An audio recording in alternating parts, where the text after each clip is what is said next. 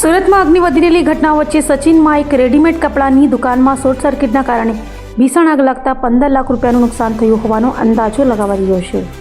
સુરતના સચિન વિસ્તારમાં સરસ્વતી સ્કૂલ પાસે શુભમ કોમ્પ્લેક્સમાં આજે સવારે 11 વાગ્યાની આસપાસ એક રેડીમેડ કપડાની દુકાનમાં ભીષણ આગ લાગી હતી।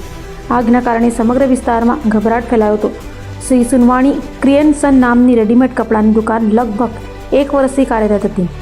પ્રત્યક્ષદર્શીઓએ જણાવ્યું હતું કે આગ એટલી ઝડપથી ફેલાઈ ગઈ છે કે દુકાનમાં સંગ્રહિત સામાન થોડા જ સમયમાં રાખ થઈ ગયો હતો। તો પ્રાથમિક તપાસમાં શોર્ટ સર્કિટને કારણે આગ લાગી હોવાનું જાણવા મળ્યું છે।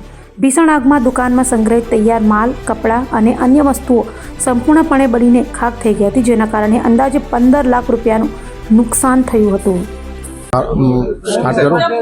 मारू नाम दीपक एम बारोट है, सब fire officer Bestan fire station. आज रोज 11:50 कलाके अमने फायर कंट्रोल में कॉल आपवामां आवेल कि शुभम कॉम्प्लेक्स सचिन दुकान में आग लागेली है।